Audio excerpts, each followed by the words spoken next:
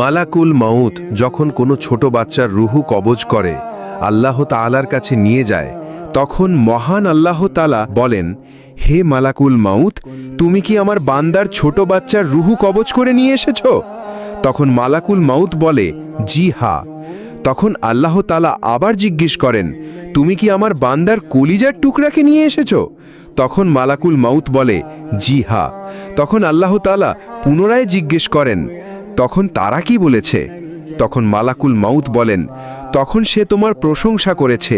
সে বলেছে, ইন্না লিল্লাহি ওয়া ইন্না ইলাইহির রাজিউন। তখন আল্লাহ তাআলা বলেন, আমার বান্দার জন্য জান্নাতে একটি প্রাসাদ বানাও এবং তার নাম দাও বাইতুল হামদ। ছোট বাচ্চারা কিয়ামতের দিন তার পিতামাতাদের ছাড়া জান্নাতে প্রবেশ করবে না। তখন মহান আল্লাহ তাআলা তাদের সুপারিশ করার অধিকার দিবেন।